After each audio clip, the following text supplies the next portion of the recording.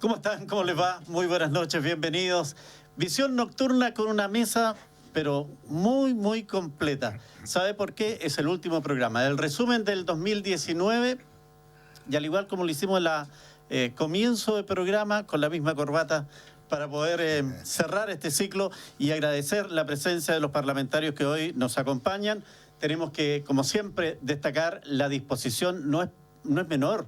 Ellos vienen en avión, algunos dicen, no, que los parlamentarios, oye, aquí hace un esfuerzo, vienen del avión, se bajan, se vienen aquí al programa, algunos tienen que viajar a Malleco todavía, así que saludar como corresponde al presidente del Senado, Jaime Quintana, hombre que ha estado cumpliendo, pero lo que dijo desde un comienzo. Gracias, senador, por estar con nosotros. Muchas gracias, Miguel Ángel, por la invitación y un fuerte abrazo a todos, que sea un gran año para los habitantes de la Araucanía. Bueno, sigo por la izquierda, aunque el diputado Mellado no le cueste mucho. La derecha de la pantalla. Claro, la derecha de la pantalla. El diputado Miguel Mellado, gracias por estar como siempre con nosotros, diputado. Muchas gracias por invitarme. Feliz año a ti y a todos los telespectadores. Bueno, también está con nosotros, al lado derecho mío, pero a la izquierda de la pantalla, el diputado Ricardo Celi. Diputado, gracias por venir nuevamente. Felicidades. Que este año sea un muy buen año para todos en la región de la Araucanía y en nuestro país. Bueno, Malleco se hace presente con el diputado Jorge Radgue. También gracias por estar con nosotros. Al presidente de la bancada, el jefe de la bancada de parlamentarios de Renovación. Sí, saludarte a ti, Miguel Ángel, saludar también a todos los invitados y particularmente a todos los televidentes. Bueno, es unos días de resúmenes. Lo hemos calificado como lo bueno, lo malo y lo pendiente. Bueno, alguien diría también lo feo, pero eso también lo vamos a ir revisando. Y abrimos inmediatamente esta mesa de conversación. Me gustaría el análisis que ustedes tienen. ¿Cuál fue? Partamos por lo bueno. Siempre es interesante destacar eso. Senador, a su juicio, ¿qué es lo relevante del 2019 en el ámbito de la política? Yo creo que es difícil analizar y hacer un balance del año 2019, dejando de lado lo que han sido los últimos acontecimientos y particularmente los últimos 2 meses del año, porque un poco más de 2 meses. Y por lo tanto yo situaría ahí tal vez lo bueno, porque si tú miras los indicadores, cualquiera sea, hacia atrás, digamos, el resto del año, la verdad que no tuvimos buenas cifras. Antes de la crisis no teníamos buenas cifras. Yo recuerdo que justamente días antes del estallido, el día 15 de octubre, Paz Ciudadana nos da a conocer el informe sobre seguridad ciudadana, que es demoledor, que del año 2014, comienzo del año 2014, no teníamos un índice de victimización tan alto de personas que se sienten inseguras como el que teníamos hoy día, pese que había un gobierno que había comprometido, ¿no es cierto?, los tiempos mejores, particularmente en materia de seguridad y en materia de economía. Claramente, esa fue una muy mala noticia. Yo me guío con lo bueno, creo que habiendo cosas muy malas en los últimos 60, 70 días, especialmente lo que es violencia. Creo que el estallido social en cuanto a abrir un camino para un país con menos inequidad, con mayor solidaridad, con menores injusticias en el plano social, yo creo que es una tremenda oportunidad. Yo creo que Chile puede ser mucho mejor, sin lugar a dudas, después de este estallido, siempre y cuando la política logre, ¿no es cierto?, encauzar muy bien esto, y esto tiene mucho que ver con el acuerdo constituyente, pero también con agenda social aún pendiente. Por ejemplo, en materia de pensiones, no hemos avanzado nada en estos 70 días. Creo que hay tareas pendientes y aprovecho a responder también la segunda parte de la pregunta. Claro, recordemos que nuestros televidentes pueden seguirnos a través del WhatsApp, más 569-7141-5007. Vamos a estar atentos a sus comentarios también en Facebook Live. Estamos a esta hora acompañándonos. Diputado Radio, lo bueno de este año también pasa por este acuerdo de paz social y de nueva constitución. A ver, yo creo que hay que hacer un análisis desde el punto de vista político. Este es el primer gobierno que, después de la eliminación de los senadores designados, se encuentra con un Congreso en contra, tanto la Cámara de Diputados como el Senado. El primer caso que se da respecto de esta situación. Y aquí, respecto de lo bueno que se puede señalar, es que después de los hechos ocurridos a mediados de octubre, rápidamente los sectores políticos pudieron ponerse de acuerdo respecto a temas que no se habían puesto de acuerdo durante todo el año.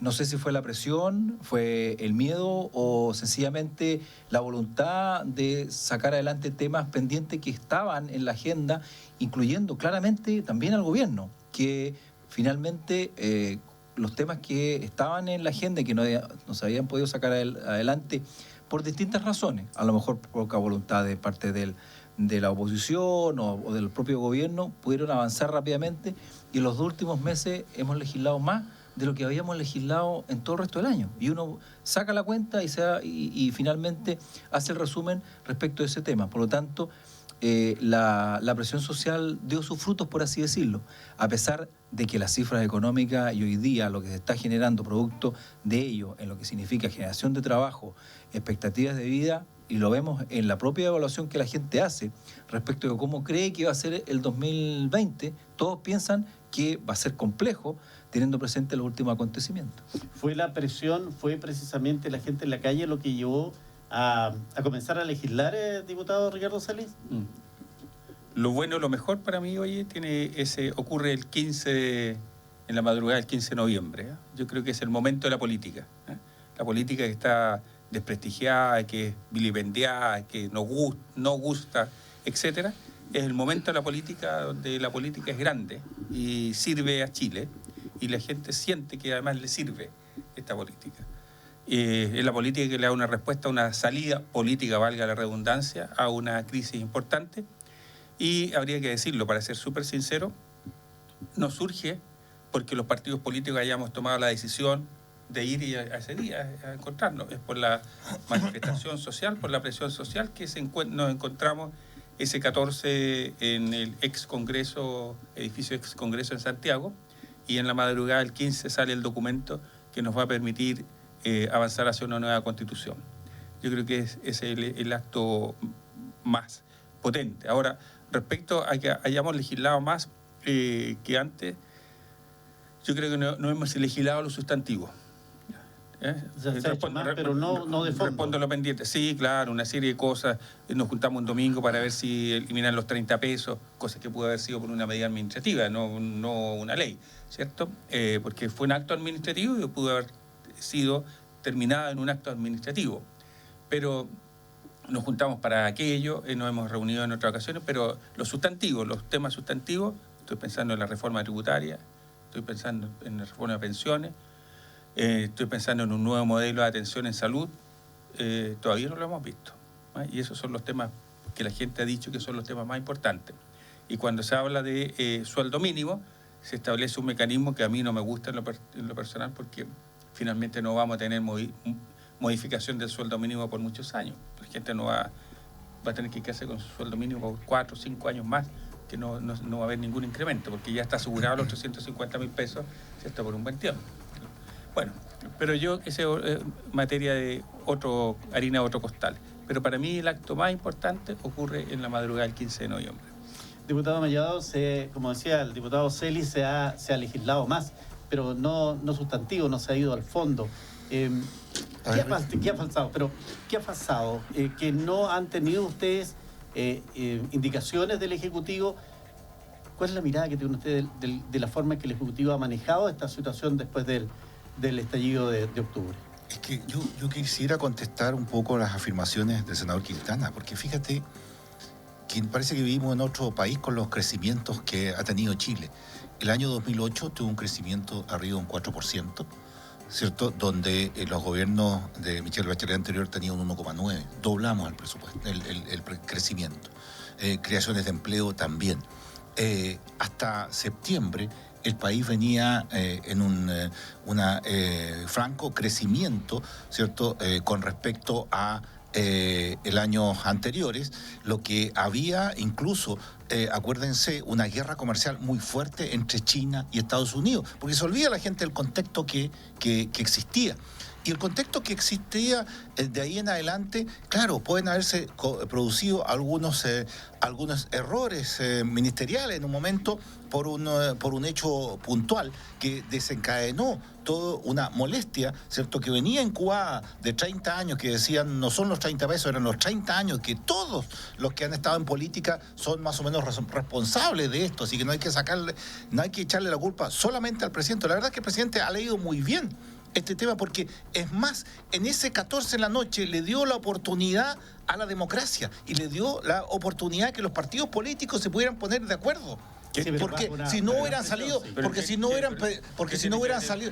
no, Ricardo, lo que pasa es que si no hubieran sacado las Fuerzas Armadas a la calle, y él quiso y se demoró en hacer el punto de prensa, se demoró porque obviamente tenía dos almas para poder hacerlo, o efectivamente colocaba mano dura a lo que estaba pasando, o le daba a la democracia una posibilidad. Lo que pasó el presidente Peña dijo, demos esta posibilidad, y los partidos tomaron el guante.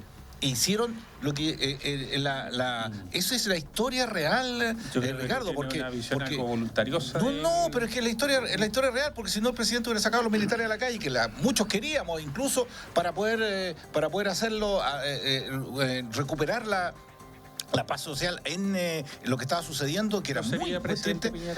Perdón, no sé, no sabemos la historia, porque mucha de la gente aplaudía a los militares cuando estaban en la calle y cuando estaban en las poblaciones, pero eso es harina de otro costal. Vamos al tema de lo que sucedió. Y lo que sucedió, se dio la oportunidad a la democracia, los partidos estuvieron a la altura para eso. Ahora, ¿cuál es el punto que viene después? Obviamente hay un aceleramiento, porque también era contra los parlamentarios, era contra el gobierno, era contra los parlamentarios, era contra los grandes empresarios también, porque los grandes empresarios han pasado botaditos en este tema, digamos. Contra los medios de comunicación. Y contra los medios de comunicación, o sea, contra cualquiera que se moviera, ¿ya? Entonces, ¿por qué? Porque la calle es la que está mandando. El Partido Comunista ha hecho una excelente labor en esto, porque ha estado con un pie en la calle, ¿cierto? Y no concurrió a la firma del acuerdo, y está asusando a la gente para que nos presione cada día más. Y lo hemos visto en el Congreso. Y lo hemos visto en la forma, ¿cierto? Como incluso asesores de parlamentarios están como guaripolas de esta gente para poder asusar a los parlamentarios para que voten de una determinada manera. Eso no es democracia. Entonces, yo espero que efectivamente la gente se dé cuenta de los esfuerzos que se están haciendo. ¿Se puede hacer más? Claro que se puede hacer más. Claro que se puede hacer más, pero yo creo que ha ido en mérito de lo que hemos ido haciendo, que antes, como decía Jorge, no se estaba legislando de esta forma, pero yo veo que en lo sustantivo hemos avanzado en distintos temas. Lo que pasa es que ha sido a goteras, entonces como no ha sido algo pensado como un programa, porque ya se terminó el programa de gobierno, entonces han estado a goteras, y esas goteras no alcanzan a, entre comillas, venderse mejor a la ciudadanía y que la compre como suya, como una solución a la salida. Entonces ahí es donde a lo mejor ha faltado la parte más sustantiva. Fíjese que, respetando la opinión de ustedes en el sentido de que esto es lo bueno, a mí me parece que hay situaciones que siguen pendientes. Pendiente es esta amenaza de que en marzo, a contar del 1 de marzo, vuelve la gente a la calle. Pendiente es que hay una prueba para acceder a la educación superior y que esté todavía a la espera de lo que diga una organización estudiantil. Es que eso no me parece. Pero por eso le digo. Pero eso me parece. Yo creo que eso es atentar contra la democracia. Entonces, senador, ustedes hicieron un gran esfuerzo. Usted estuvo liderando en esa madrugada este acuerdo. ¿Cree usted que quienes dicen hoy día, claro, pero se pusieron de acuerdo, pero el tema, nadie habló de no más AFP, nadie habló de mejor salud, nadie habló de terminar con los cobros en la educación, que son los temas pendientes de la gente? ¿Hay una dicotomía respecto de lo que ustedes acordaron? A lo mejor se generaron falsas expectativas entre la población que está en la calle. Mira, yo creo que, bueno, primero hacerme cargo un poco de las afirmaciones que hace el diputado Mellado. Yo tiendo a coincidir con la última parte que él señala, que esta crisis es una crisis de desconfianza muy profunda hacia todo tipo de instituciones públicas, privadas. Desde luego la política, y la política tiene una responsabilidad gigantesca en todo lo que ha pasado en los últimos años. Mira, a propósito de la sesión de hoy día, de la Cámara y las nuestras también, yo tengo en tabla como 60 proyectos pendientes, y alguien me puede decir, ya, pero apure esos proyectos. Mira, si yo empiezo a mirar ahí, y de esos proyectos no hay más de 3 o 4 que están verdaderamente conectados con el sentimiento profundo de esta crisis, lo que los chilenos nos dijeron. Y esta crisis, en mi opinión, esto no ha terminado. Aquí hay un atenuamiento, ¿no es cierto?, de este proceso, pero esto está aún latente. Simplemente algunos datos. En materia económica, pues se pueden decir muchas cosas, pero aquí hay datos finalmente que están validados por todos. Banco Central, fundamentalmente. El mejor trimestre en la economía chilena de los últimos 10 años es el tercer trimestre de 2017. Todavía no se producía la elección presidencial donde ganó el presidente Piñera con un gran resultado, eso nadie lo puede conocer, más aún en esta región. Todavía no se producía. Ese fue el mejor trimestre desde el punto de vista de crecimiento, 4 puntos. Bachelet dejó el crecimiento con 4,1, 4,2 cuando se va en marzo. Claro, alguien puede decir, no, es que son ciclos internos, son ciclos externos. Mira, uno tiene que en esto tener un mismo discurso cuando es oposición, cuando es gobierno. Hay una parte, efectivamente, que tiene que ver con el clima interno, con la certidumbre que siempre dicen los economistas y los inversionistas, pero también tenemos que hacernos cargo de que esto es una economía tremendamente globalizada y por lo tanto lo que pasa afuera, y en eso estoy de acuerdo, la guerra comercial nos afecta también a nosotros. Pero tenemos que ponderar las cosas de la misma manera siempre. Y incluso de otro dato, porque se dice que íbamos creciendo ante la crisis. No, en el Senado el Banco Central rinde cuenta trimestralmente del informe de política monetaria. Y el último informe de política monetaria, 20 días antes del estallido, fue lapidario, fue el más malo en una década. El más malo, porque tú miras crecimiento, pero ves demanda interna, cómo está creciendo, un montón de cosas, y los números iban toda a la baja. Pero más allá de eso, yo siento que, frente a tu pregunta concreta, hay efectivamente una disociación, pero también estos tiempos no son cortos, los tiempos de la política. Yo te decía recién, hay un solo proceso que está encaminado, que es el proceso constituyente, y eso quedó bien. Lo decía bien Ricardo. Si me hubieran preguntado a mí 3 días antes de ese acuerdo de la madrugada del 15, yo te hubiera dicho, no veo ninguna posibilidad de que esto se hubiera dado en los términos que se dio. Y en esto hay que reconocer con coraje, si aquí hubo miedo, efectivamente. Miedo a lo desconocido, miedo a lo que le estaba pasando a tu país, a los saqueos, al vandalismo, a las 9.000 pymes, ¿no es cierto?, que perdieron, a las 100.000 personas, 140.000 personas que han perdido el empleo ya. Eso también generó miedo. Ahora, lo que pasa es que no podemos pretender que esas condiciones cambiaron, porque podemos tener una situación todavía mucho más crítica en los próximos meses si no hacemos frente a los temas de fondo.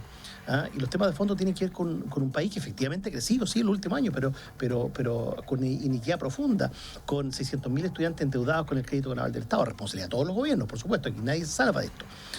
El tema de la salud, bueno, Ricardo conoce más lo que ahí ocurre, ¿no es cierto?, y el déficit de la brecha, hospitales como el Hospital Regional de Temuco, que es el segundo hospital más grande de Chile, junto al de Concepción, no son los de Santiago, este es uno de los 2 hospitales más grandes de Chile, en Santiago hay muchos más hospitales, por eso que este es tan grande, y tenemos un endeudamiento muy grande, más bien dicho, una imposibilidad hoy día de endeudarse, y eso significa que el hospital no puede hacer las cosas esenciales. Entonces, cuando aquí se van acumulando todas estas cosas, cuando quienes se movilizan dicen, lo hago por mis viejos, por mis abuelos, por mis bisabuelos, por la gente que tiene pensiones miserables. Bueno, por eso llegamos a una situación límite de la cual tenemos que hacernos cargo, y ahí también hay una segunda tarea, y probablemente la más importante y la más difícil de la política, que debemos responder en el más corto plazo.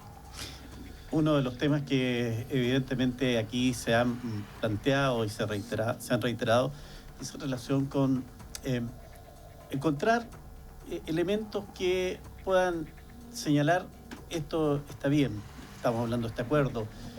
Algo más que en el año ustedes consideren que es fruto, trabajo, desarrollo y muestra al país de la labor que hace la Cámara de Diputados, el Senado, el Congreso en general.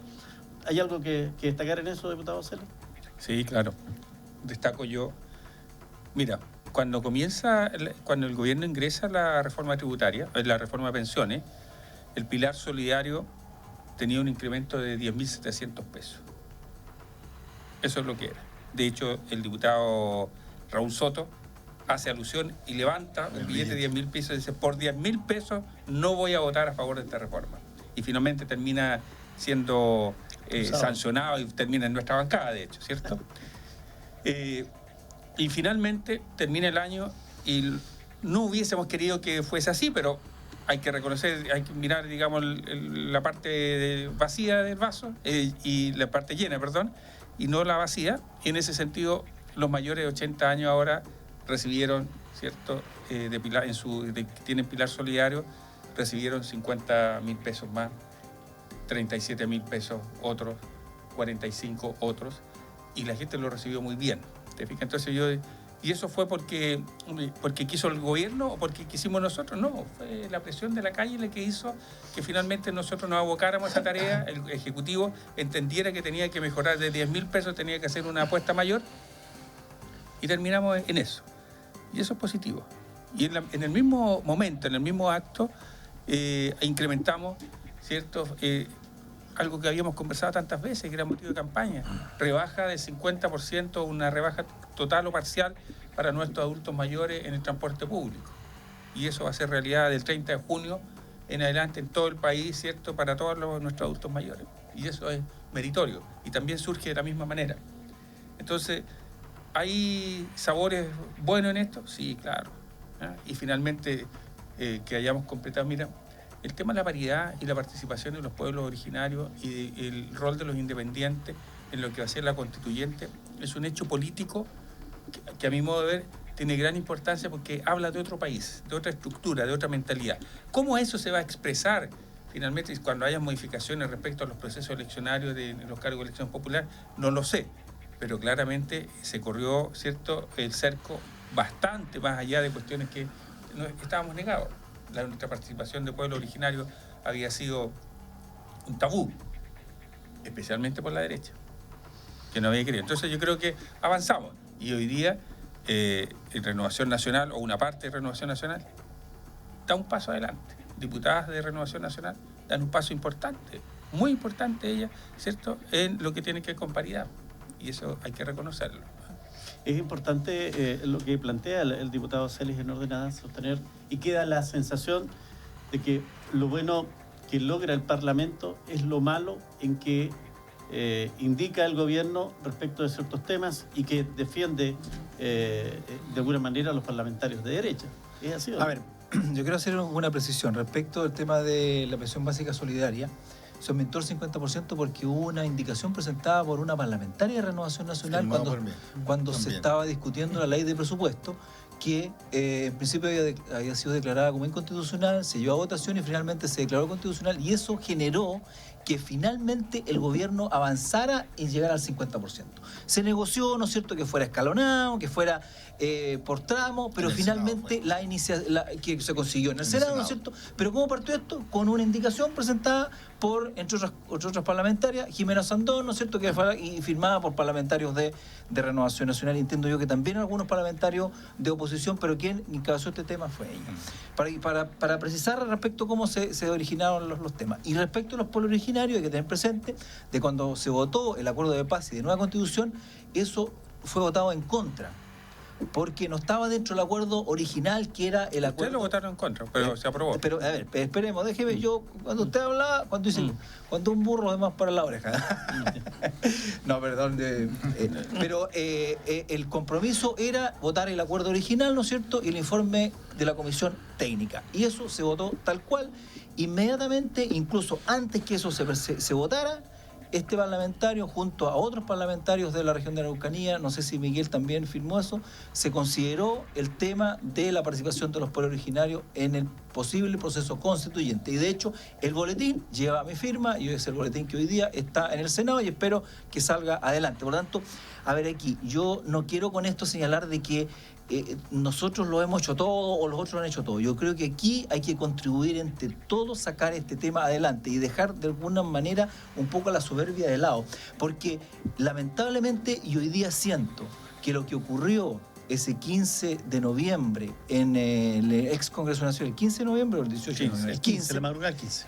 Hoy día como que la gente se ha olvidado y lamentablemente estamos recurriendo a lo mismo que estábamos haciendo antes, donde lamentablemente estamos destinando tiempo importante en la Cámara de Diputados a hacer otras cosas como acusación constitucional, interpelaciones. Está bien, si hay que fiscalizar, me parece bien, pero hacer 3 interpelaciones en una semana, poniendo tiempo importante que debe ser destinado al trabajo de comisiones, creo que nos estamos sobrepasando en todo lo que significa el tema de fiscalización. Además que hay otras herramientas que puede recurrir la Cámara de Diputados o otras herramientas que establecen la propia Constitución o la legislación, que no necesariamente la tenemos que ejercer nosotros como diputados. La acusación constitucional que hoy día se presenta contra el intendente de la región metropolitana, ni siquiera se presentó un recurso de protección. Si resulta que se dice que se está vulnerando el derecho a reunión, bueno, pero si la propia Constitución establece el derecho a protección, ¿por qué hay que presentar una acusación constitucional? Se han presentado muchas acusaciones constitucionales contra gobernadores e intendentes. En la época de los años 70 se hizo, pero con la única diferencia que hoy día se destituye y se inhabilita por 5 años. En aquella época se destituía y no se inhabilitaba. ¿Por qué surgió la inhabilitación? Porque en aquella época el que era destituido era designado en otro cargo. Entonces se estableció hoy día la posibilidad de 5 años, que es dentro de la Constitución actual. Entonces, a ver, yo creo que el trabajo que estábamos realizando de ir sacando normativas adelante, destinar apropiadamente el tiempo a llevar la agenda social, la estamos destinando lamentablemente en un tema de fiscalización que nos estamos pasando de la raya y estamos volviendo a esa soberbia de que finalmente el gobierno está en un lado y la oposición está en el otro. Y yo creo que hoy día el país lo que quiere es que construyamos, porque lamentablemente la clase política está muy desprestigiada y estas peleas que podamos tener finalmente lo único que va a contribuir es que la poca popularidad que nos queda, porque incluso es menos que la que tiene el propio presidente de la República, llegue prácticamente a cero. Vamos a hacer dos cosas. Una, revisar el WhatsApp que dice los parlamentarios que no estén a la altura de los que Chile demanda hoy quedarán en el camino. Las que acudirán a las urnas ya no permitirán que se continúe con tan tremenda desigualdad. Me parece bien. ¿Le parece? Y lo segundo, yo quiero aprovechar que este es un programa de educación cívica y yo quiero destacar al presidente del Senado. Yo lo he visto haciendo clases en escuelas, en liceos de la región y no sé si en el resto del país, pero por lo menos en la Araucanía eso ha sido interesante. Hagamos 1 minuto de educación cívica. Permítame entender qué va a pasar en el mes de abril. ¿Qué vamos a ir a hacer los chilenos que estemos convocados? Antes que parta el profesor, ¿me deja hacer una precisión? ¿Me deja hacer una precisión? Ya, primero, sí, la precisión es que los presupuestos son anuales y también los resultados son anuales. Por lo tanto, los resultados del país a mando del presidente Piñera han sido buenos económicamente porque son anuales. No son trimestrales ni mensuales. Puede haber un IMASEC malo o 2 IMASEC producto de algo de ahora. Y lo segundo que quiero decir es que y reivindicar la labor del Parlamento. Si perdónenme, el problema es que no se ha visualizado lo que se hace dentro de las comisiones, cómo se trabajan los proyectos de ley. O sea, no, el caso de los sueldos, yo creo, yo creo que, fíjense decir algo que yo creo que el tema de los sueldos que está en el Senado, que va a haber una entidad aparte que va a nominar, ¿cierto? Los sueldos de toda la organización del Estado, completo, de los fiscales, de los jueces, del presidente del Banco Central, de los directores, de todo. Yo creo que los parlamentarios, comparados con otros países, dicen, bueno, están muy caros, están demasiado pagados, ¿cierto? Bueno, podrán haber algunos, pero yo me gano la plata. Y la gran mayoría que estamos acá sabemos que podemos tener otro trabajo en otras partes, ¿cierto? Que podemos tener algo similar. Pero ¿sabes tú? Lo más importante es que nos meten a todos en el mismo saco. Pueden haber algunos ya que flojean, algunos que no van o algunos que se corren, pero no todos, pues. Entonces, en el Parlamento se trabajan en comisiones, claro, y en las comisiones se avanza. Se ha avanzado, se sacó el proyecto de ley de 30 días, de pago a 30 días, se sacó también el tema de salud, en que Ricardo trabajó bastante en eso, y le reconozco que es bastante proactivo en el tema de salud. Yo creo que hemos sacado proyectos adelante que son en beneficio de la comunidad. Ahora, ¿qué ha pasado después? ¿Ya? Porque, como decía el senador Quintana, sí, el día 15 se hizo el acuerdo de paz y nueva constitución. De paz no hay nada todavía, pero nueva constitución sí hay, en base al miedo, al temor, porque Chile estaba desbordado en ese momento. Entonces, bueno, se hizo ese acuerdo que se fue cumpliendo en partes para poder llegar a algo. Y ojalá el 26, y yo voy a votar que no, porque no quiero una hoja en blanco.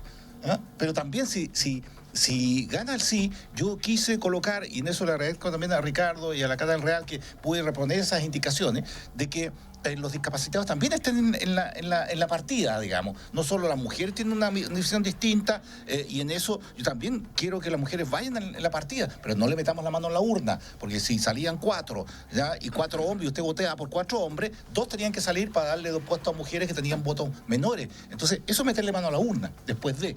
Ahora, quiero dejar al profesor porque la verdad le explica... Claro, que quiero cerrar lo bueno porque también quiero ir a lo malo. Sí. Pero antes quiero precisamente conocer la explicación, senador, respecto de lo de abril, y que la verdad que queda una sensación en que la gente dice aquí tenemos que tener nueva constitución. Es que yo creo que está todo relacionado. También la reflexión que hacía el diputado Mellado. Yo creo que hay un tema de formación ciudadana que ha estado muy ausente en los colegios. Para qué decir toda la discusión antes de la crisis. Uno podía empezar a buscar un conjunto, hacer un listado de los detonantes del estallido. Los detonantes no fueron solo los 30 pesos. Yo creo que hay un cúmulo de cuestiones previas. Nosotros nos correspondió escuchar a muchos académicos también de esta universidad el año pasado, en lo que fue la discusión de aula segura. Y había muchos que nos advirtieron, nos dijeron, ¿saben? Lo que ustedes están haciendo, el Parlamento en general, y el gobierno, quiere decir que había hecho la propuesta de aula segura, donde se criminalizó a los estudiantes del Instituto Nacional, que es un establecimiento con una historia, con una tradición, donde iban, a propósito del tema educacional, voy a llegar a esa pregunta, Miguel Ángel, que llegan en general chicos con una buena formación previa. Y ahí estuvimos durante un año estigmatizándolos como delincuentes, así literalmente. O sea, si alguien cree que eso fue inocuo, que eso no tuvo ningún efecto, ningún impacto en el estallido, yo creo que podría haber muchas razones. Y yo comparto que los 30 pesos, los 30 años, no son 30 años, porque la Constitución del 80 viene mucho antes. O sea, aquí son al menos 47 años de indignidad, de inequidad, de injusticia, donde fuimos naturalizando cosas, como por ejemplo, que los ciudadanos tuvieran ingresos mínimos de 300.000 pesos. Y eso es lo que hace que un sueldo de un parlamentario, de un ministro, que es exactamente el mismo, subsecretario, intendente, muy parecido, aparezcan tan escandalosos, ¿no es cierto?, frente a la realidad del país, frente a la inmensa mayoría del país que no vive, no tiene esas posibilidades. Entonces, son señales que también son parte de la respuesta que hay que dar en medio de esta crisis. Creo que frente a tu pregunta de lo que hemos hecho como Senado, bueno, hemos creado varios programas, varias plataformas para intentar vincularnos de mejor manera con la juventud, especialmente con los estudiantes, y así como surgió este programa Senado en tu Sala, que lo hemos replicado en varias regiones, no solo yo, senadores de distintas bancadas, donde lo que buscamos, y también lo hemos hecho acá en liceos de la región, es un vínculo más estrecho. Y en concreto, lo que vamos a tener aquí este año, son 2 momentos, el 26 de abril, ¿no es cierto?, con el plebiscito, y luego en octubre, que es la elección del órgano constituyente propiamente tal. La consulta de abril, básicamente la apruebo, o sea, son 2 preguntas, y ahí se pasa a la siguiente, básicamente una lógica de apruebo o rechazo.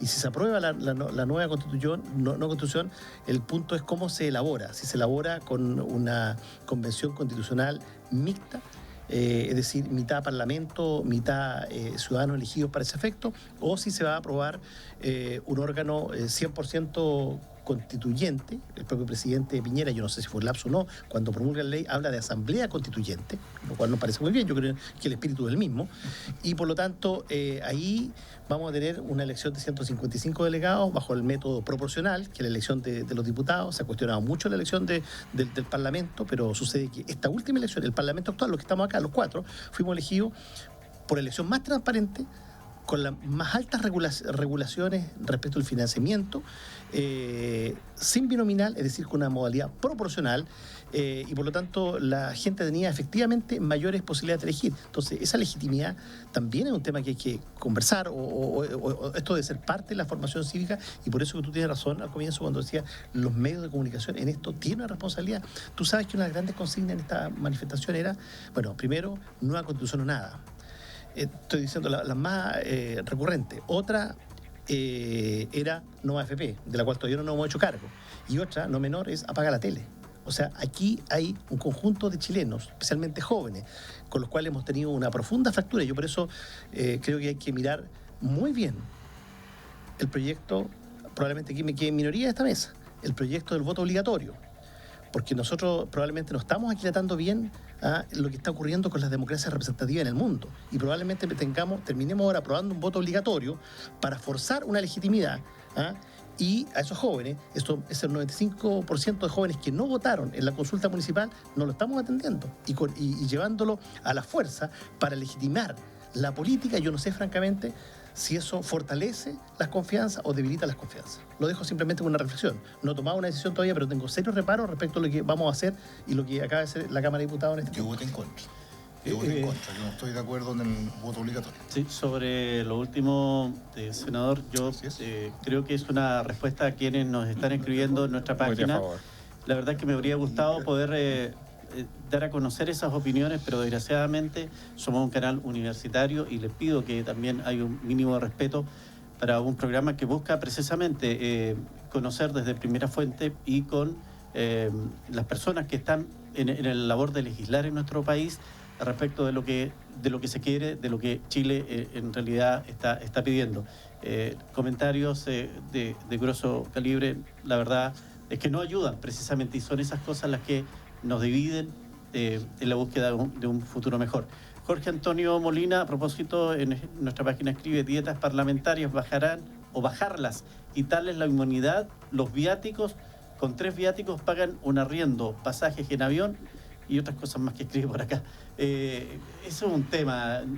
¿Qué ocurre definitivamente con esos diputados Radio? A ver, bueno, lo que tú señalas ahí, que son comentarios que no se pueden leer, es el sentimiento que hay y tenemos que asumirlo. Y es por eso que hoy día estamos como estamos, con la popularidad que hoy día tenemos. Por lo tanto, reiterar lo que acabo de señalar, que aquí lo que tenemos que buscar es los puntos de encuentro más que las diferencias que podamos tener. Porque si no, sencillamente, el sistema democrático que conocemos finalmente no va a tener razón de ser, porque no vamos a ser capaces de solucionar el problema a la ciudadanía con mezquindades de tratar de finalmente defender nuestra pequeña parcela. Ahondando lo que señala el senador Quintana, el próximo año, o este año, perdón, ya, vamos a tener probablemente 4 elecciones en algunas comunas. Tenemos la del 26 de abril con la consulta de nueva constitución o no, y el procedimiento. Podemos tener primarias de gobernadores regionales y de alcaldes en algunas comunas. En octubre vamos a tener elección de concejales, de alcaldes, de gobernadores regionales y eventualmente de convencionales constituyentes. Y eventualmente, posteriormente, segunda vuelta en el caso de gobernadores regionales. Por lo tanto, en algunas comunas o en algunas regiones podemos tener hasta 4 elecciones. Por lo tanto, más participación ciudadana en un año no se puede ver. Respecto de lo que tú planteas, claramente tenemos una deuda hacia la ciudadanía que tenemos que asumirla.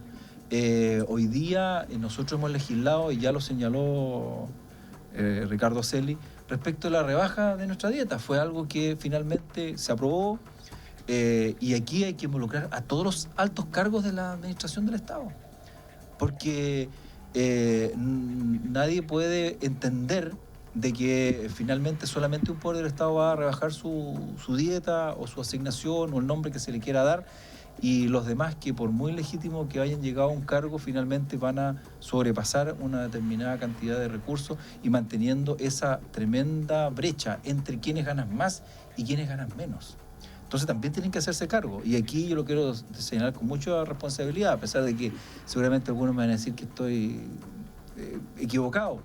Pero bueno, hay jueces, hay fiscales, hay alcaldes, y hay una serie de otros órganos, gobernadores, intendentes, que también tienen una remuneración importante. Funcionarios públicos. Funcionarios públicos que van a tener que apretarse el cinturón, porque de otra manera la ciudadanía no va a entender que algunos sí y otros no. Entonces, claramente hay que avanzar en ese tema. Nosotros ya hemos dado un mensaje potente en la Cámara de Diputados respecto a este tema. No sabemos si va a quedar en eso. Hay un órgano que va a estar encargado de esto, que es el Banco Central, que tendrá que dar una propuesta y establecer, pero sí estamos haciendo esfuerzo importante respecto de este tema, en todo lo que significa la rebaja de los recursos que se gasta en cada diputado y en el Congreso Nacional. Precisamente cuando hablamos de que lo bueno era en este acuerdo político, diputado Celi, que permitió, ¿cierto?, entregar tranquilidad en medio de un mar bastante complicado. A las 48 horas ya teníamos divisiones, pero inmensas al interior de la Cámara de Diputados, con reacciones histéricas. ¿Cómo se entiende eso?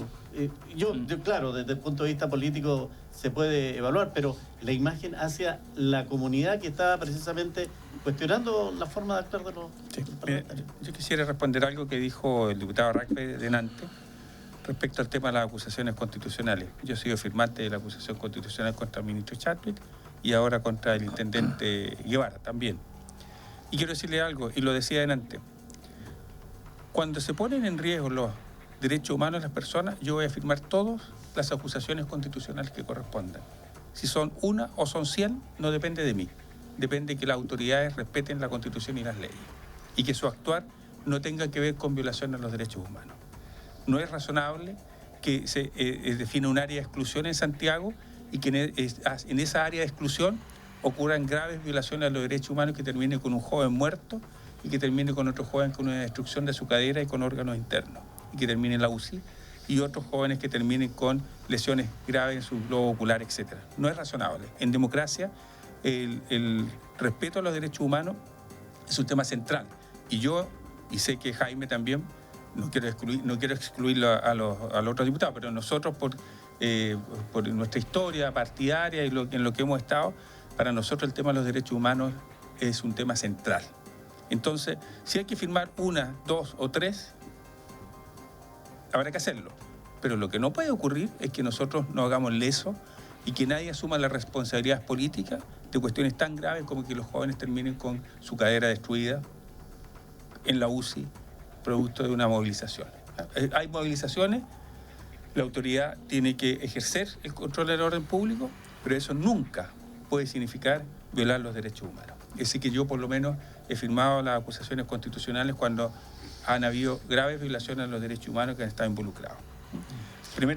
Primera cosa que quiero hacer. Segundo, creo que hay que ir, este es uno de los congresos en el mundo curiosamente más transparente, ¿eh? Todo está escrito en la página web, todo. ¿En qué gasta la plata del diputado Ragbe? En qué de las asignaciones que tiene, cuánto personal tiene el diputado Mellado, cuánto le pago al asesor, tanto, todo está. Está todo está a un clic del lector. Claro, entonces yo creo que hay que leerlo para informarse, para tener más información. Yo entiendo la rabia y el enojo porque Chile ha tenido mucha desigualdad y se genera esto. Entonces a mí no me extraña eso. Mire, entonces quería contar una anécdota en esto. Te quería decir que venía yo en la calle Caupolicán y me detiene una persona y me dice, usted, que es político, usted que tiene acceso a los niveles de poder, qué sé yo, paren esto, porque estaban ahí, había carabineros que estaba ahí frente al hospital y todas las cosas, paren esto, me dijo, ¿hasta cuándo sigue ocurriendo esta violación a los derechos de las personas y siguen apaleando a los jóvenes, etcétera? Estoy leyendo dígale, me dice, a los políticos al que usted tiene acceso, que los odiamos, pero ¿sabe qué? Usted tiene la obligación de sacarnos de esto. Es interesante, porque parece una contradicción lo que él me está diciendo y no es una contradicción, porque nosotros fuimos electos y nosotros tenemos una tarea, tenemos una misión, y dentro de nuestra tarea y nuestra misión está buscar las soluciones políticas. Y lo que ocurre el 15 de noviembre es eso, exactamente. Pero el otro día en la sala se manifiesta de otra manera. Porque obviamente hay gente que, particularmente personas de la UDI, que no quieren que cambie. Mira, yo estuve, así como estuvo Jaime, estuve en el ex Congreso y había gente de la UDI que lloraba, no que lloraba así de... No, lloraba con lágrimas. ¿Eh? Había gente que lloraba porque entendía que estaba perdiendo allí algo, parte de su piel, que es la Constitución de Pinochet. Entonces entendía que estaba allí ocurriendo una cuestión muy, muy fuerte desde el punto de vista del hecho político. Entonces, claro, eso se tiene que expresar también en la Cámara, porque en la Cámara somos 155. Algunos estaremos de acuerdo con esa salida política, otros no estaban de acuerdo con eso y algunos van a ponerle piedra en el zapato hasta que finalmente eso no resulte y es parte de la democracia. Lo que tenemos que hacer es generar mayorías y que se han generado esas mayorías, ¿cierto? ¿Para qué? Para que efectivamente buscar una salida política como es una nueva constitución. Estamos sino que tratando de entender este resumen del año. Lo malo en lo político que está muy relacionado con el tema económico. Hoy día apareció el INSEP. Una caída desastrosa y me escriben acá, dice, este es el problema con la economía neoliberal que muchos defienden, los monopolios del retail y la irrupción libre de empresas chinas terminarán por sepultar el comercio detallista. El plan regulador de cada comuna debería restringir la instalación de grandes tiendas en sectores pequeños. Por eso mucha gente se opuso al TPP. Entonces, era en la mirada que ha tenido las pymes, que han sido las más afectadas en estos últimos 70 días, y que esta persona lo amplía más al modelo que hoy día estamos viviendo. ¿Hay algo de eso de verdad, diputado Mellado? No es un problema de modelo, porque me pueden decir cuál va a ser el modelo que quieren implementar. ¿El de Venezuela? ¿El de Cuba? ¿No? ¿El de Corea del Norte? ¿Cuál es el modelo que quieren implementar? Porque la verdad es que el modelo, desde famoso modelo que fue tomado también por la concertación desde los años 90 hasta ahora, redujo la pobreza del 40 al 8%. O sea, está bien que hay inequidad. Yo creo que hay empresas grandes que a lo mejor pueden estar haciendo un monopolio, otras un monopsonio, porque hay 3 grandes supermercados, hay 3 grandes cadenas de farmacia, ¿cierto? Hay 3 bancos que manejan más del sistema, pero hay un tema de regulación que falta. Ahí hay un tema de de dejar entrar mayor competencia, porque esto es un país bastante más chico que el resto del mundo. Pero esta competencia se genera, por ejemplo, hoy día en Traiguén, donde hay 3 malls chinos. Y que no, estoy hablando del modelo, general. del modelo en general, ¿ya? Y que ahí lo que falta es la regulación y que los entes regulen estas inversiones, de dónde vienen los capitales, cómo vienen, porque lo que falta es eso, falta que se cumpla con la regulación que corresponde en cada uno de ellos. Y no solamente los municipios, las ordenanzas municipales, que es una de las cosas, pero aquí hay temas de recursos con los ingresos de dinero de estas organizaciones, de estos grandes comerciantes, porque son grandes comerciantes comparados con el pequeño comercio, y lo hemos visto en todas partes. Entonces, claro, hay acuerdos comerciales de inversión, pero esos acuerdos comerciales de inversión tienen que pasar por ciertas regulaciones para llegar con las platas aquí a Chile. Tiene que haber alguien que esté regulando esto. Y ahí es donde está el error de esta economía al poder, primero, generar mayor competencia, pero también mayor fiscalización. Cuando dicen la tasa de interés de los bancos es una usura, y resulta que ahora la tasa de interés del Banco Central un 2%, y los bancos subieron la tasa de interés de los créditos hipotecarios cuando la habían bajado al mínimo después del estallido social. Bueno, ahí es economía social de mercado o un libre mercado. Hay una diferencia importante. Yo estoy por la economía social de mercado, ¿cierto? Pero lo que ha habido en Chile, gran parte, y lo tomaron todos los gobiernos, no estoy hablando de solamente los gobiernos de derecha, todos los gobiernos de Elwin para adelante, es una economía de mercado. Entonces, la parte social de mercado, las carreteras las puso Ricardo Lagos, con el 3,5%. Están ahí, y están los TAC y se cobra. Entonces, claro, pero ese modelo hay que regularlo, me parece muy bien, pero de otra manera tampoco hubiéramos avanzado. Entonces, ¿dónde está el punto medio? Yo creo que llegamos a la madurez suficiente de crecimiento donde estamos en un rango medio, o saltamos y arreglamos este tema, o votamos todo y construimos ahí mismo la casa nueva. Yo creo que partir de cero no me parece, por eso estoy en contra de la hoja en blanco. Señor Mellado, le dicen por WhatsApp, ocupemos el modelo económico de Estados Unidos y listo, no caigamos en caricaturas como decir que queremos el modelo de Venezuela o Cuba. No, pregunté, Ningún país en el mundo tiene modelo neoliberal chileno, ninguno, por algo será. Eso es por uno. Y le dicen al senador Quintana, efectivamente, ustedes, los parlamentarios, son la única esperanza que tenemos los chilenos de que esto cambie. Por ello, es bueno destacar a ambos presidentes de la Cámara que marcan la ruta. Lamentablemente, el Ejecutivo no está a la altura. Ha fallado, y si tenemos que decir que algo negro en este término de año ha sido la actuación del Ejecutivo. O sea, mira, a mí yo creo que de lo que no se me puede acusar en este año que me ha tocado asumir la presidencia del Senado, y ya me va quedando bien poco para concluir este periodo, es no haber hecho por lo menos los esfuerzos, no haber dialogado.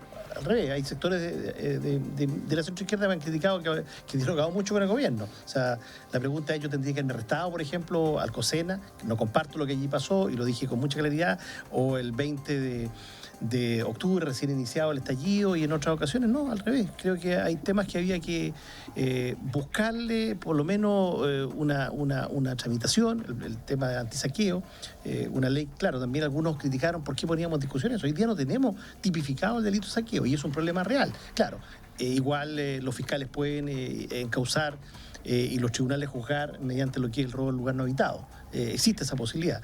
Pero hay que buscar soluciones. Yo creo que en eso siempre estuvimos disponibles. Ahora, respecto al tema económico, mira, hay casi una anécdota a esta altura. Cuando Chile creaba su modelo neoliberal a ultranza, porque no hay ningún otro país que haya tenido este experimento. Lo que en Chile se hizo fue un experimento. ¿ya? En todos los planos. Creo que tal vez la guinda de la torta es que tengamos en las aguas en poder de privados. Eso no ocurre en ninguna parte del mundo. El agua es de todos los habitantes. Entonces, ¿qué ocurre en el 82? Cuando recién se estaba implantando este modelo económico neoliberal, a ultranza. Friedrich von Hayek, un economista austriaco, muy destacado, neoliberal también, le dice a Margaret Thatcher el año 82, primer ministro británico, sabe, le dice, usted debería copiar en el Reino Unido lo que Chile está haciendo. Y ella le dice, conservadora, por ningún motivo, jamás yo voy a meter ese modelo acá. Imagínate, una sociedad tremendamente conservadora como la británica. Bueno, hoy día el Reino Unido, bueno, ahora no le hizo caso a Chile, el 82 tiene el mejor, Ricardo seguramente lo estudiaba, el mejor sistema de salud del mundo.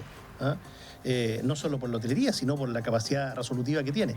Entonces, yo creo que el tema económico, concuerdo que a lo mejor no es un modelo, a lo mejor son varios modelos, porque lo que tenemos en previsión es una cosa, lo que tenemos en salud otra cosa, y finalmente la suma de esto es tremendamente perjudicial para los chilenos. Y por eso la pregunta que tú haces respecto de China. Ahora, cuidado, sí, digo yo, porque China es nuestro principal socio comercial.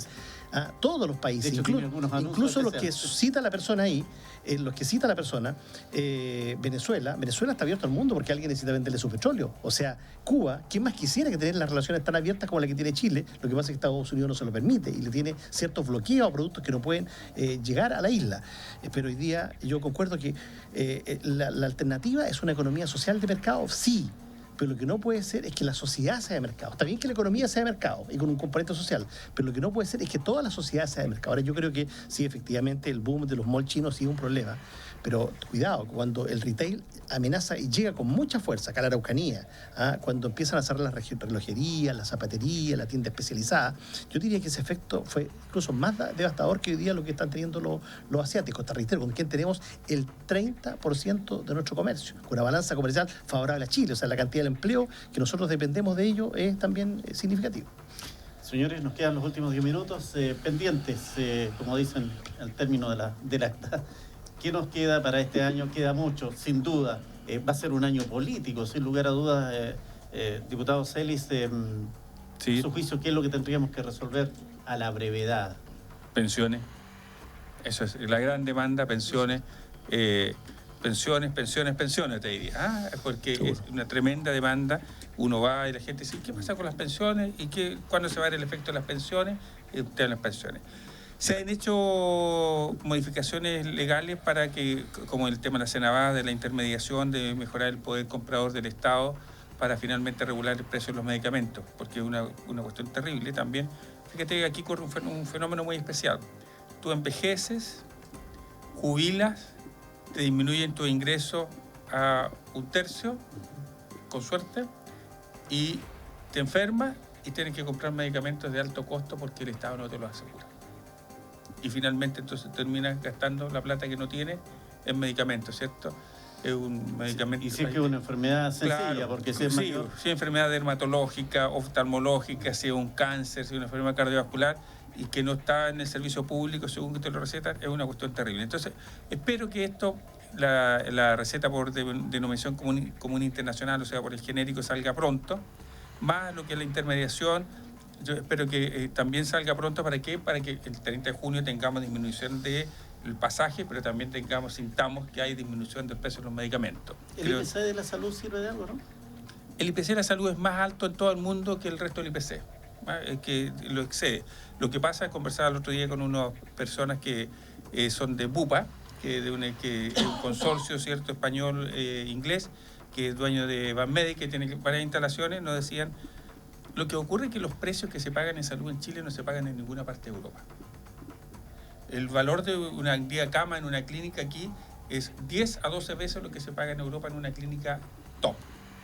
Los precios que cobran los médicos de forma particular, lo que cobra el precio que excede cualquier cosa de lo que se cobra en el mundo. Ahí necesitamos un ajuste modelo. Claro. Sí, Bueno, pero esa es la Constitución. Sí, pues, exacto. Eso está en la Constitución. Entonces, la respuesta para eso. Bueno, yo te iba a decir que a raíz de lo que dice Miguel, uno de los puntos que ocurre, la gente siente que en salud es claramente discriminada porque tú te condenas o pagas en un ISAPRE y tienes la oportunidad de la atención es menor, o sea, te atiendes rápido, o te quedas en FONASA y te condena a la lista de espera.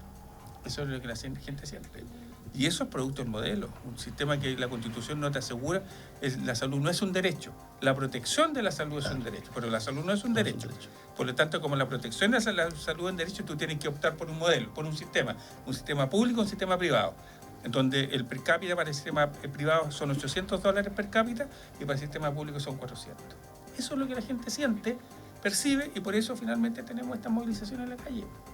¿Comparte esa posición, diputado Rato? Bueno, con la última ley que se aprobó, ¿no es cierto?, los medicamentos van a bajar considerablemente, ¿cierto? ¿Sabe, Con la perdón, participación de la senadora... Espero que logren disminuir un 25%. Pero eso es importante, ya eso es importante. Antes que avance, diputado, porque la verdad es que hay temas que a mí ya me parecen que son anuncios y que como que se van a concretar. El tema de las deudas. No sé si ustedes se recuerdan, ya hace más de 6 meses que se dijo que uno podía llevar su deuda de banco en banco y buscar el mejor interés. Pero eso todavía no está efectivo, ¿o estoy equivocado yo, diputado?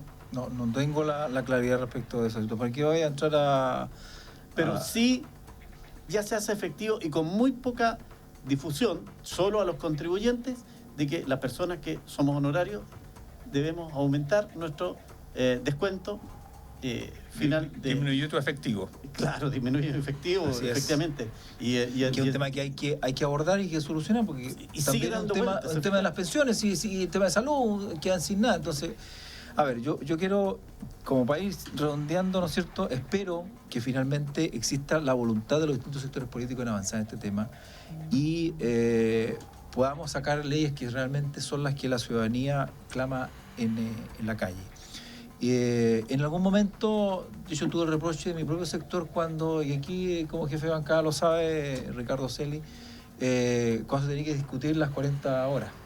Fui yo el que finalmente di para que se pudiera discutir en las salas respecto a ese tema, y mi sector no estaba de acuerdo. Tuve el reproche de mi sector, pero creo yo que descomprimimos una situación que se estaba fraguando en la Cámara de Diputados, que podía generar un conflicto mayor. Y ahí yo reitero en que tenemos que avanzar respecto a ese tema, y voy a volver a lo mismo respecto de estas interpelaciones, que ya hay 3 y se viene una 4ª. La acusación constitucional, yo no sé si Ricardo la leyó cuando la firmó, pero no habla respecto de la violación de los derechos humanos en el sentido de los lesionados. Habla del número 12 y 13 del artículo 19 de la Constitución, que es el libre desplazamiento y el derecho a reunión de las personas. Resulta que yo le aseguro, todos los intendentes de todos los gobiernos, incluyendo los de la Araucanía, en algún momento han cerrado una calle porque viene el presidente de la República o la presidenta de la República, o porque hay un ministro, o porque hay una situación. Y eso significa también limitar el derecho de desplazamiento y el derecho a reunión. Por lo tanto, lo que hoy día se le está acusando al intendente de la región metropolitana es algo que todos los intendentes en Chile en algún momento lo han hecho.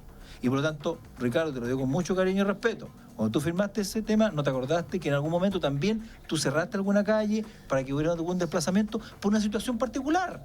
Entonces, no, ojo con ese... Sin violación, sin nadie fracturado ni atacado por carabineros, ¿no? En el libelo que ustedes firmaron no hablan nada de eso. Hablan del derecho, del libre desplazamiento y de reunión. Y está señalado en los artículos. Yo tuve el tiempo de leer el libelo entero y lo analicé, y por eso lo digo. Entonces, ojo con ese tipo de cosas, porque oficialmente nos estamos metiendo en un tema donde, además, reitero, es algo que se podría regular a través de un recurso de protección y punto. Entonces, ojo con ese tema, porque finalmente la ciudadanía nos está viendo nuevamente como que estamos peleando y no estamos sacando los temas de interés adelante. Y hoy día el desprestigio que tenemos como el Poder Legislativo es tan grande que finalmente, bueno, esta democracia la estamos poniendo en riesgo nosotros mismos. Muy bien. Pendiente. Dos temas pendientes. Yo concuerdo con Ricardo el tema pensiones. El tema pensiones es muy importante y yo creo que está en los ánimos para llegar a acuerdos. Creo que eso es tremendamente importante. Yo creo que lo importante es las pensiones, ¿cierto? Mantener el 10%, ¿cierto? En las AFP, el 6%, que ya no va a ser suficiente. A futuro, las cajas antiguas eran 20 o 25%. No va a ser suficiente. A futuro va a tener que crecer todavía y poder generar un espacio de 40 años más para poder volver a subir, ¿cierto?, esas cotizaciones para que efectivamente pueda este modelo poder hacerlo. Yo creo que lo primero tiene que haber un sistema mixto, como hay en varios países, como para poder salir y que esa gente, esos profesores, por ejemplo, que tienen renta de 800 o 1 millón de pesos, no bajen a 180, 150 mil pesos cuando se jubilan, porque ellos cotizan durante toda su vida. Yo creo que ahí hay un tema que hay que colocar el esfuerzo ahora ya en trabajar en este enero. Una. Y dos, echo de menos la educación cívica para el proceso del 26 de abril. Yo creo que el gobierno debiera poner spot televisivo enseñando lo que va efectivamente a suceder, no tomando partido por uno y otro, pero enseñándole a la gente. Mira, la última encuesta CADEM, 61% de la gente no había leído nunca ni un artículo de la Constitución en el último año, ni un artículo, pero el 80% decía que le va a servir para las pensiones, para la salud y la educación. Falso. Entonces, si hacemos una educación cívica primero sobre el tema del 26, que va a ser muy importante para Chile, concuerdo que va a ser muy importante para Chile, yo voy a tener la opción rechazo, voy a trabajar por ella, pero creo que tiene que haber educación cívica sobre ese punto. Entonces, dos pendientes. El tema de pensiones, que es súper importante para la clase media, porque ya la gente que no cotizó nunca en su vida, ya se le hizo el aumento de ese 50%, donde obviamente yo firmé ese acuerdo también que con la Maite Orsini, con la Nona Sandón, ¿cierto?, que resultó inconstitucional, pero cuando lo colocamos constitucional, 124 votos hubieron en la Cámara que apoyaron esa idea. Por lo tanto, yo creo que hay dos pendientes que son muy importantes para el desarrollo del país. Senador Jaime Quintana. Sí, la misma línea, yo creo que todos lo han dicho y aunque parezca majadero, creo que lejos, esa es la principal demanda que aún está pendiente. Hay varias otras, yo te he hablado del CAE, el tema medicamentos. Medicamentos yo creo que lo que se hace con Cervaz creo que puede ayudar, pero mientras no veamos lo que está ocurriendo con la farmacia.